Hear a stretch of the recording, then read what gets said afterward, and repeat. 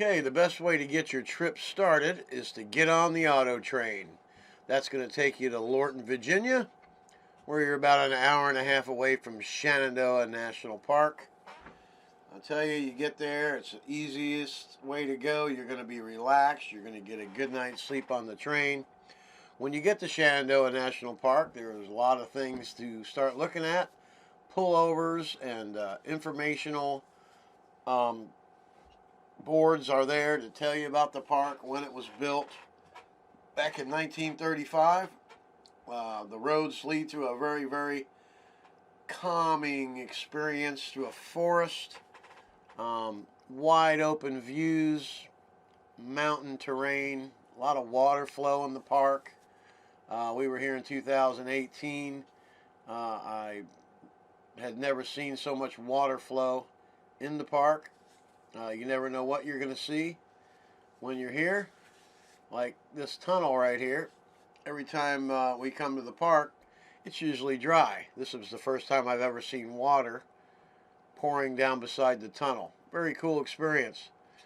You never know what you're going to see when you come to Shenandoah National Park. And it goes 105 miles of very, very nice mountainous roads. Elevations in the 5,000s and up. Not too bad. It's not like your Rocky Mountains, but different feel. We're staying right here at the Stony Man cabin. Pretty cool place at the Skyland Resort. Lots of wildlife. These little guys outside the room. When you arrive, you can get in a couple hikes. Our first one is Dark Hollow Falls. Very, very nice hike. It's a little bit strenuous. I mean, if you're in poor health or if you're a smoker, probably have a rough time with it. They have other moderate hikes in the park. This one is one of my favorites. I do it every time. The water flows different every time. It's just a great hike all around. This year was tremendous with so much water flow. It was unbelievable. Hopefully the next time we go we can see it like this again. But there's a lot of water features the whole way on the trail. Very enjoyable. You can get lots of nice photos. You might even run into a black bear. And now the second part of the trip after Dark Hollow Falls. As you can see, this is the upper part of Dark Hollow Falls. The bigger falls like this one part here is at the bottom. So, very, very, very cool place. Then after this, you can go down the road a piece and you can go to a place called Rose River Falls. Here's the trail. It's like a horse trail. It's pretty moderate. There's the falls. Very nice looking waterfalls. Definitely worth the hike. Not too long to get to it. Probably about a half hour. And you're there. Some nice water features. If you wanted to do both, you can. That's Dark Hollow Falls there again. With the flow of the water going along the creek there. Like I said, man, never saw so much water flow in my life till this time. And there's Rose River Falls again. Very, very nice place to chill out. It's always nice and cool by the mountain creeks and waterfalls. And there's that tunnel, the only tunnel in Shenandoah National Park. And here we're going to go to Little Stony Man. We're walking on the Appalachian Trail right here. It's pretty cool. And there's the cliffs. Very cool place to visit. Another short run. About a half hour walk to the top. Definitely worth seeing. We were kind of wore out. This is the end of our first day. There's the Appalachian Trail. Little Stony Man. We did see a bear on the way back on the first day. So it was a great first day for sure. Here's video of the Little Stony Man Cliffs. Tremendous view from here. Always a wonderful place to go and get some pictures, take a hike, take in some really good views. Getting close to the edge is not a good idea. It's a long way down. I did manage to get a couple pictures hanging over the edge there. A lot of wildlife around. Did get to see some deers, a couple bear. The deers are a lot bigger than they are down here in Florida. Then we get to the Rockfish Gap, which is the start of the Blue Ridge Parkway. Always got to get your picture taken by the sign. Wonderful views. And here we have the railroad. The old logging railroad trails. Pretty cool place. They got some cascading water coming through there. This is like history, and they keep it up so you can see back in the old logging days in the 1800s when they chopped every single tree down in the Appalachian Mountains. But history has prevailed, and the trees have all grown back. These are all second generation trees, and they are protected. So this will always be here for people to enjoy and take in some history.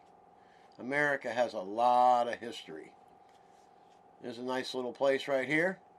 Take a chill pill. Nice water views. Crystal clear. Another good place is Otter Creek. Always a welcome stop. Nice little creek. Have a couple bridges you can walk across. They have some picnic tables along the river. It's a good water system. That's the spillover from the Otter Lake. These are some stepping stones that I always like to go on. There's a cave up in there. Wonderful place to stop.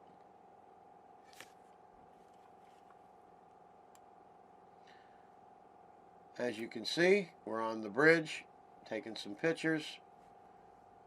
I mean, you can get some nice pictures that you can blow up and put in a picture frame.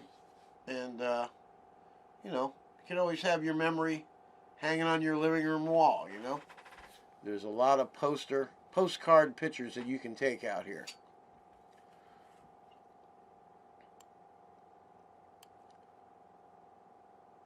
So, I highly recommend that you take a trip and you explore America, the Blue Ridge Parkway.